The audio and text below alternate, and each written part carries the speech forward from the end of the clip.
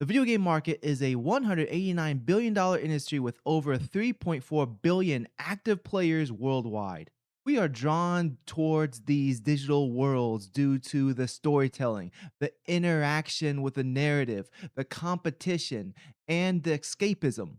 At the same time, Dr. K of HealthyGamerGG has noted that there is a mass psychological crisis among men. He identifies a severe state called thwarted belongingness. This state is defined by men constantly trying to reach out so that they can belong, but they're repeatedly being rejected. Millions of young men are experiencing a severe failure to launch. And what failure to launch is defined as is an inability to maintain employment, to finish school, or take on physical responsibilities, leading to many young men stuck at home with their parents, unable to leave. While there are many factors that go into all these social problems that men are experiencing, in this video, I want to explore if there is any overlap between video games and these social problems, even if it's a small overlap. I've been gaming all my life and I'm even a game developer. I love video games. And I'm not here to demonize video games. But we must ask, is the game industry taking part with this male crisis? We've been seeing the video game industry promoting these fabricated statistics about the global player base being a 50-50 split between males and females. But when we take a look at the specifics, such as the demographics per genre, then we see a completely different reality. Quantic Foundry has the demographic data on the highly monetized AAA video game space. For example, sports games are 90% male. Tactical shooters are 96% male. First person shooters are 93% male. When was the last time you logged into any multiplayer shooter? You're waiting in the lobby and you note that everybody else in the lobby are female. That's probably never happened to you. The modern gaming industry is actively weaponizing male vulnerabilities so that they can maximize player retention and profit off of microtransactions. I'm going to show you how corporate executives and the gaming industry uses human psychology to keep you trapped. As noted already, the video game market is a billion-dollar industry. The corporate executives of the AAA market are driven by profits. Their primary objective is to guarantee as much money out of you for you to buy the game brand new at full price. If it's a console game, they don't want you to trade it in. They want you to keep playing the game and purchase as many microtransactions as possible. They know that players base the game's value off of the game's replayability. Most players are not going to pay $70 for a 6-hour experience. AAA single player games are artificially bloated just to waste your time. As a result, we now see the modern Ubisoft open world formula. Instead of having a game that's intentionally crafted to have a solid narrative and meaningful gameplay, now we have games that are artificially padded. We now have these open world games that are big, empty, and lifeless, full of repetitive tasks, unlocking outposts and meaningless collectibles. These games may rely on exploits like the Zeigarnik effect to force players to complete this padded content. The Zeigarnik effect is basically when the player experiences this nagging in the back of their mind when it comes to the quest completion. This is exactly why when you're playing a quest driven game, it is very likely for you to pick up a brand new quest in the middle of the main quest that you're on.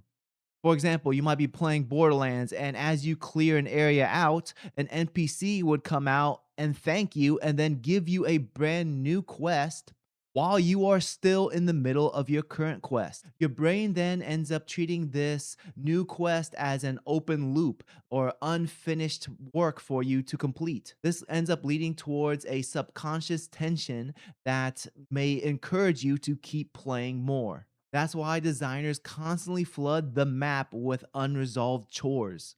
There's also endowed progress that also keeps encouraging you to play more. For example, you kill a specific beast that is bothering an NPC. The NPC comes out and says, "Hey, I want you to kill 5 of these beasts, and you already killed one." Your quest log says 1 out of 5 completed. This partially completed quest then tricks your brain into thinking that you are now committed into this new quest.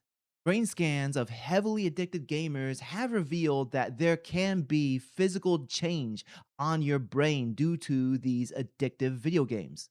Because these games flood your system with so much extreme artificial stimulation, your brain tries to defend itself by shutting down its own dopamine receptors. Your brain is physically numbing itself because the reward center can't handle this artificial digital high that it's constantly getting. And as a result, you literally lose the biological ability to keep yourself motivated to do regular everyday things.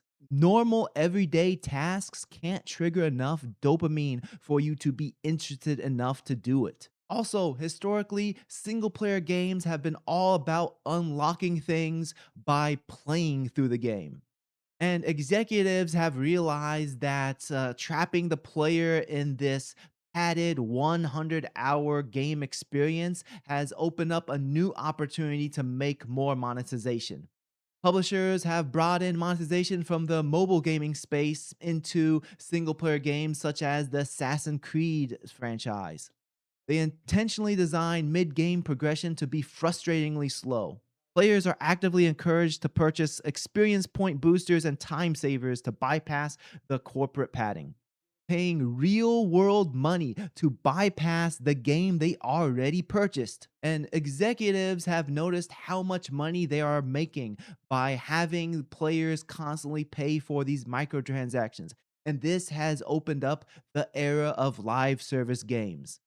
Why make a game in which a player pays for once when you can make a game in which a player can constantly keep paying you money?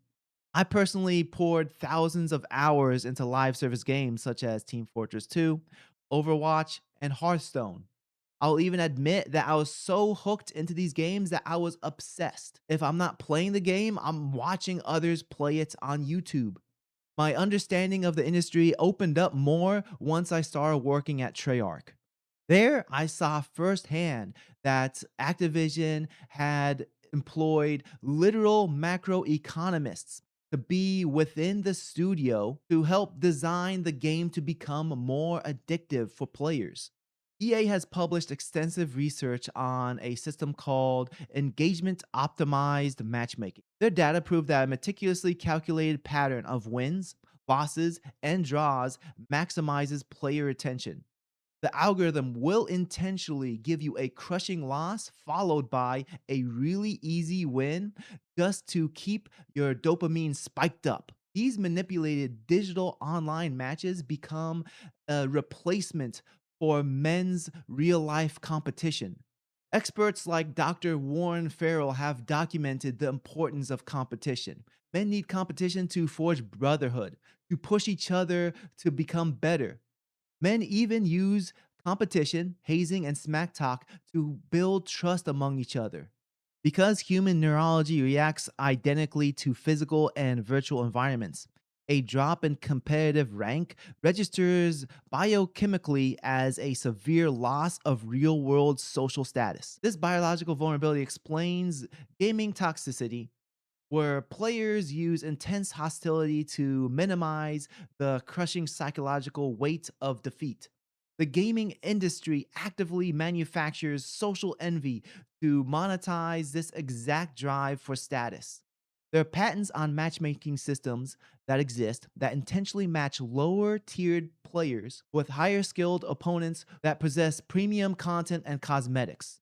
This tricks the players into associating the higher skilled play with the cosmetics. On top of that, the gaming industry will also incorporate FOMO, fear of missing out. Every live service game implements a rotating storefront.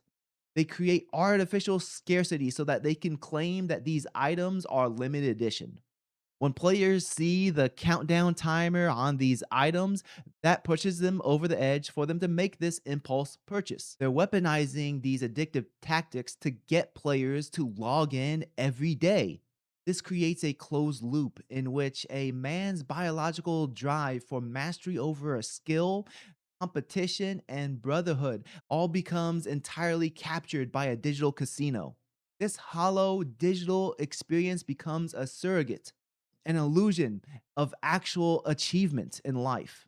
It leaves you stagnant in the physical world because you're focused more on the game rather than self improvement in real life. And these current manipulative tactics are only the beginning. We've only scratched the surface. Now, the industry is starting to implement AI, not just in the development of the game, but it's also going to be used towards manipulating you into playing the game more. It's going to be used to generate personalized psychological exploits in real time. And all these reasons I've mentioned are exactly why I just no longer play multiplayer games. As I already stated, I love video games. I still play single player games, but I don't touch multiplayer games anymore. And I don't want to make it seem like video games are the cause of all these men's social issues that we're experiencing. Video games are just one cog in the giant machine that's distracting men.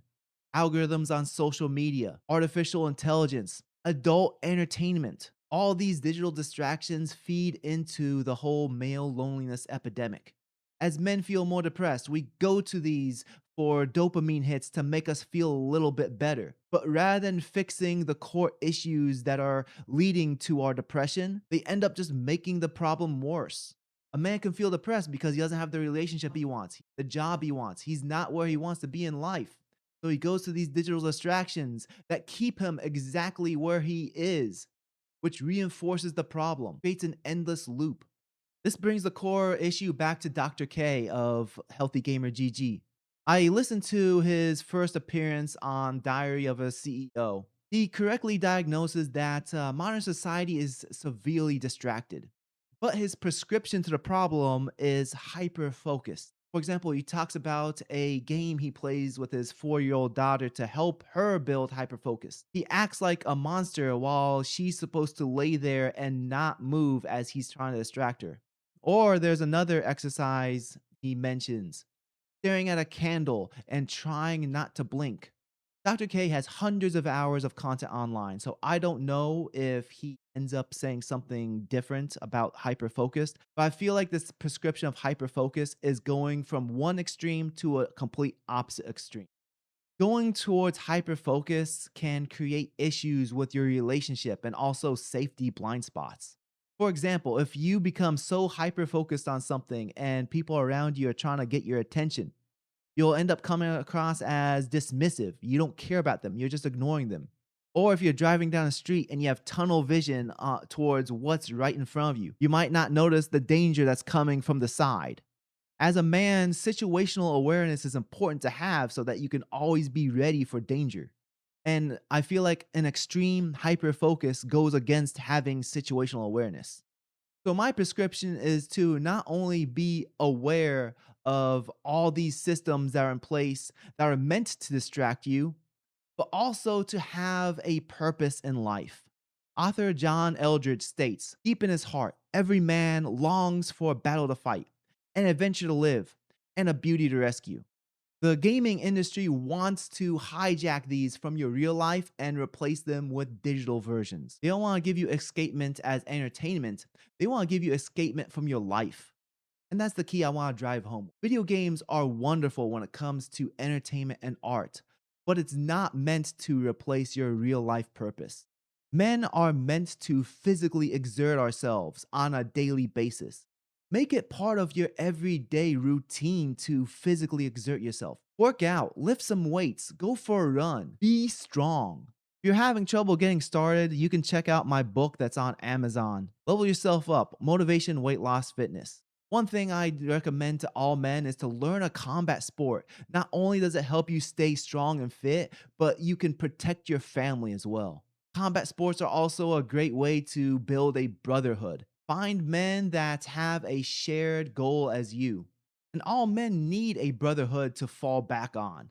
The brotherhood you build are the people you can go to when you have problems, and you can also help them as well.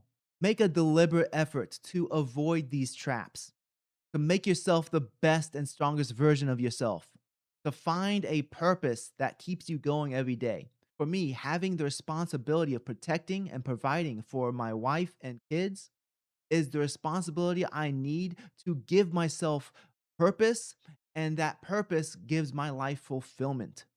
What is your biggest motivator that keeps you going every day?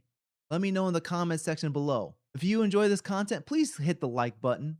Also, if you're interested, you can check out my weekly live stream. Thanks for getting this far. Take care. Salam.